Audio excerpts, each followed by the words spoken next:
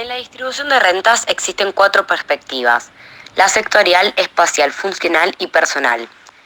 En la distribución personal de la renta, los principales determinantes son la herencia, la inversión en acumulación de factores y las diferencias en la retribución del trabajo. Las causas de la desigualdad son las diferencias personales, es decir, la intensidad en el trabajo, el azar, la discriminación, entre otras. Y las rentas de la propiedad, o sea, la herencia, el ahorro a lo largo de la vida, la asunción de riesgos extraordinarios. La medición de la distribución de la renta y los indicadores de desigualdad son la curva de Lorenz, la cual mide porcentajes de renta acumulados por los percentiles de la población; el coeficiente de Gini, que mide la proporción que el área de concentración supone respecto al total por debajo de la línea de X distribución; el índice convergencia sigma, el cual mide la evolución del temporal de la desigualdad; y los indicadores de pobreza, o sea, mide el porcentaje de individuos cuyos niveles no alcanzan la cifra establecida. Indica si se cubren las necesidades básicas o no. La justicia y criterios de distribución. La teoría del consenso. Es la construcción de una sociedad justa mediante el consenso. Existen principios de justicia que regulan las instituciones de una sociedad. Estos principios se adoptan en una negociación bajo el velo de la ignorancia. Las implicaciones son que se trata de asegurar las mismas libertades y oportunidades y una distribución de rentas socioeconómicas favorable a los que menos tienen. El principio de diferencia introduce explícitamente consideraciones redistributivas, y también existe una esfera de autonomía individual frente a cualquier intrusión en nombre de objetos sociales superiores, por así decirlos. El libertarianismo. Justo es lo que resulta del libre ejercicio de los derechos fundamentales de cada uno. El derecho fundamental es el derecho de la propiedad, entendido como que el derecho a disponer libremente de aquello de lo que somos legítimos propietarios. Las implicaciones son desaparecer los principios de igualdad equitativa de oportunidades y de la diferencia, y el contenido de las libertades fundamentales varía. La distribución solo puede ser el resultado de transacciones voluntarias entre individuos y la oposición a la intromisión del Estado en el mercado. Las políticas de redistribución de la venta pretenden disminuir las desigualdades entre los perceptores de rentas y ayudar a satisfacer las necesidades básicas de la población con menos recursos. No suelen perseguir la igualdad absoluta. Las políticas de redistribución de renta suelen surgir de tres grandes líneas: disminuir la concentración de la renta, conseguir la igualdad de oportunidades, permitir la integración social de los excluidos. La política impositiva. Existen los impuestos indirectos, los cuales no gravan la capacidad de pago de modo directo, sino la expresión de esa capacidad de pago en el acto del consumo. Son impuestos regresivos. Suele utilizarse la evasión de renta como argumento de su capacidad progresiva de distribución. Los impuestos indirectos, en cambio, gravan directamente la capacidad de pagos de los agentes al gravar el origen de la renta de los factores productivos. Esta capacidad de pago se estima directamente por medio de declaraciones voluntarias de los agentes, reforzadas por un sistema de inspección y sanción. Política de gastos y transferencias públicas. Son el mecanismo más importante de corrección de desigualdades y el elemento clave para contribuir a la mejora de los más desfavorecidos. Gastos para la igualdad de oportunidades, transferencias generales, subsidios a perceptores de rentas bajas y las inversiones públicas. En la política de renta y los precios, son las que suponen la intervención en los mecanismos de fijación de precios y salarios en el mercado. Los salarios mínimos, los precios mínimos, precios máximos, política de rentas. La política de distribución de activos. Es la mayor concentración en la propiedad de activos que en la distribución de ingresos. La reforma agraria, donde hay un cambio en el régimen de tendencia y explotación, la nacionalización de empresas, entre otros. La curva de Lorenz es la forma gráfica de mostrar la desigualdad de reparto de la renta existente en un cierto territorio. Se relacionan los porcentajes de población en las abscisas y con porcentajes de la renta en las ordenadas. El eje de ordenadas representa las rentas. Por lo tanto, en el punto 00 podemos ver que el 0% de la población dispone del 0% de las rentas y en el 100% de la población disponen del 100% de la renta. Cuanto más cerca esté la curva de la recta roja, mejor estará distribuida, ya que es la más igualitaria posible. Los ciudadanos dispondrían de los mismos ingresos. Y cuanto mayor sea el espacio entre la recta y la curva, es mayor la desigualdad existente. El índice de Gini es una medida económica que se utiliza para calcular la desigualdad de ingresos que existe entre los ciudadanos de un territorio de un país. 0 es la máxima igualdad, o sea que todos tienen el mismo ingreso. Y 1 es la máxima desigualdad, o sea que todos los ingresos los tiene un solo ciudadano. La relación entre la curva de Lorenz y el índice de Gini es que los dos son métodos para observar e identificar las desigualdades de ingreso de un determinado lugar. Cuanto más desarrollado está un país, más equidad hay en él. Esto quiere decir que el índice de Gini se acerca a la 0 y la curva de Lorenz se acerca a la línea perfecta de igualdad. Para hablar de las clases sociales, empezamos con la clase alta. Es el más elevado de la pirámide social. Es un grupo de personas con más riqueza, poder e influencia en la sociedad. Se encuentran encumbrados empresarios propietarios de las compañías más importantes. Luego sigue la clase media alta, que está compuesta por los nuevos ricos, aquellos que encuentran un estado de prosperidad económica por su esfuerzo y oportunismo. Son familias sin tradición o personas con cierta influencia política y social. La clase media tiene educación universitaria y se incorporan al mercado laboral en puestos de jerarquía. Muchos se convirtieron en propietarios de sus propias casas y de sus autos, pasando a formar parte de la economía activa. La clase media baja está formada por aquellos sectores trabajadores que tienen algún tipo de formación profesional, propietarios de una vivienda y que logren cumplir con las necesidades básicas. La clase baja solamente cubren las necesidades básicas, no cuentan con un trabajo estable y alquilan viviendas. Y por último, la clase baja es la base de la pirámide social. Son personas sin educación ni empleo fijo y desempleados. Sobreviven con un apoyo económico estatal y pueden llegar a experimentar el vivir en las calles. Distribución del ingreso. Para comenzar, vamos a explicar que la distribución del ingreso tiene su origen en la aportación de cada uno de los agentes de la producción.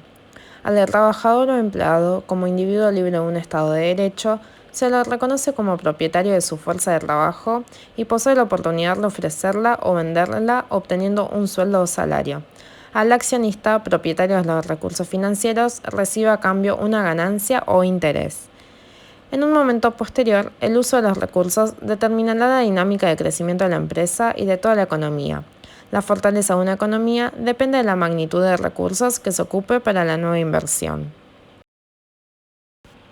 Para hablar de los conceptos básicos, podemos decir que los ingresos primarios son los que resaltan de la producción.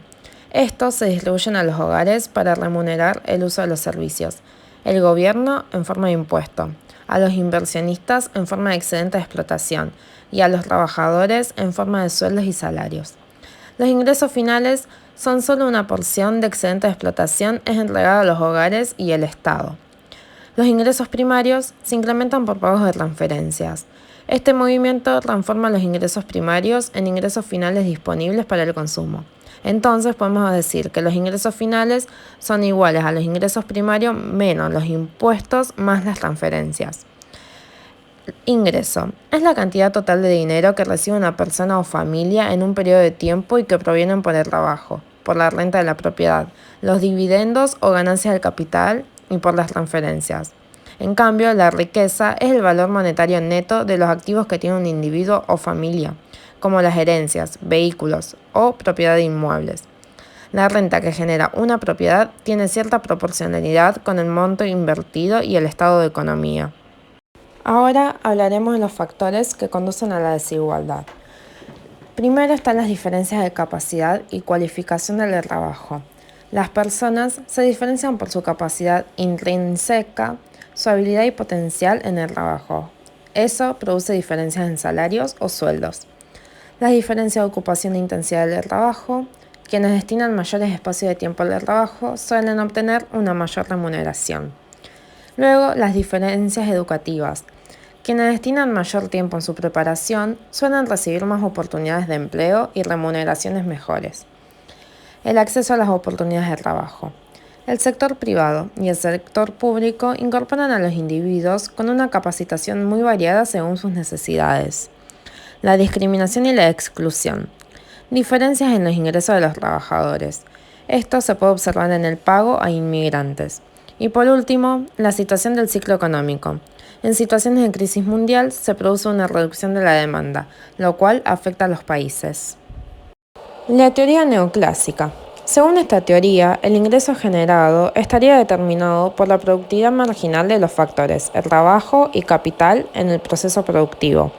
Se encarga de analizar el comportamiento e interacción de los agentes económicos en un escenario de competencia perfecta. Se trata de establecer óptimos y niveles de eficiencia que garanticen niveles de satisfacción. En el largo plazo se establece una tendencia a la igualdad entre la remuneración de un factor y su productividad marginal. Teoría post-keynesiana. La distribución del ingreso es función de la demanda. La teoría descansa en las diferentes propensiones a consumir de asalariados y capitalistas. La forma en la que se distribuye es un factor determinante del nivel y composición del gasto total. Si hay un exceso de gasto, los precios tendrán a elevarse, mientras se reducen los salarios reales. La teoría marxista ubica la distribución de ingresos en el marco de la lucha entre dos clases sociales. Estas son capitalistas y trabajadores. En una economía capitalista, el ingreso tenderá a concentrarse en el sector propietario de los métodos de producción. Los capitalistas destinan la plusvalía de que se han apropiado tanto a consumo como a acumulación. Mientras que la economía se mantenga en un ritmo de crecimiento, la acumulación genera una concentración creciente del capital en manos de los capitalistas y una distribución cada vez más desigual del ingreso. ¿Cómo medir la distribución del ingreso? La distribución del ingreso refleja el estado que presenta un segmento de familias respecto a otro segmento de la población, en función de sus niveles de ingresos, es decir, su participación en el ingreso nacional generado. El análisis de la distribución del ingreso se realiza aplicando el instrumental estadístico, que nos permite diferenciar el ingreso que percibe la población a partir de una clasificación en forma ascendente de los ingresos que perciben las familias. La distribución del ingreso en países desarrollados y subdesarrollados. En el caso de los países desarrollados, la figura geométrica que representa la población de un país asume la forma de rombo vertical, en la cual se ubican en el extremo inferior la población que vive en condiciones de pobreza extrema y en el extremo superior quienes concentran la mayoría del ingreso generado a nivel nacional. Por el contrario, en los países subdesarrollados, la clase con mayores ingresos per cápita representa una minoría. La clase media tendrá una participación alta y la población de menos ingresos per cápita una presencia considerable, describiendo una forma geométrica, una pirámide. El crecimiento económico y el empleo, las bases para enfrentar la pobreza y reducir la desigualdad social. Una de las condiciones estructurales para superar la pobreza y mejorar la distribución de ingresos es lograr un crecimiento económico que tenga un efecto sobre la generación de empleos, que garantice mayores ingresos y un incremento en la productividad. En situaciones de crisis recurrentes, los incrementos de la pobreza son más rápidos, tanto que en los periodos de crecimiento los descensos de los niveles de pobreza son mucho más lentos. Si bien han encontrado relaciones positivas entre el crecimiento y la reducción de la pobreza. No ocurre el mismo entre el crecimiento y la distribución del ingreso, ya que depende de las condiciones específicas de los países, de las políticas de compensación social y de la cantidad y calidad de los empleos. El progreso técnico que favorece el trabajo calificado a menudo genera desempleo y excluye a los trabajadores no calificados, elevando el margen del empleo informal y el subempleo en nuestros países. Estas situaciones de exclusión profundizan las desigualdades por la desocupación masiva que se ha generado a partir del fenómeno de la globalización.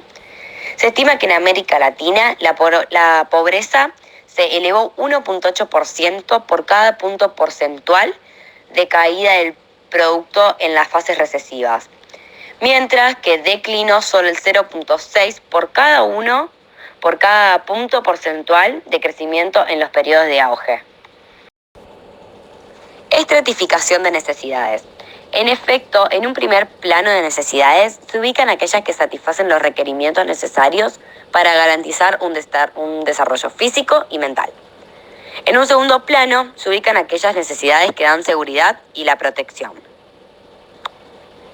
Los países desarrollados tienen como principal preocupación mejorar la calidad de vida de sus habitantes, a medida que tienen un mayor ascenso económico y una vez cubiertas las necesidades fisiológicas y de seguridad, su principal preocupación es cubrir las necesidades de la aceptación social. Como conclusión, la distribución del ingreso está asociada a un régimen de propiedad de una sociedad y de los activos que poseen los agentes que participan en el proceso de generación de valor de la empresa. Los ingresos de los individuos son diferentes según provienen del empleo, de la riqueza de los individuos, ya sea en forma de renta o de beneficios. La desigualdad en las economías subdesarrolladas, como la mexicana en este caso, es mucho más acentuada que la observada en las economías desarrolladas. Para reducir la desigualdad y la pobreza, se requiere de crear las condiciones para aumentar el empleo para los trabajadores, en particular para aquellos de los hogares pobres. Y es indispensable establecer programas de protección social y de transferencias monetarias del sector público hacia esos hogares. El reto es evitar que la pobreza se reproduzca bajo un esquema de transmisión intergeneracional, mejorando las oportunidades de educación y certidumbre de un ingreso permanente.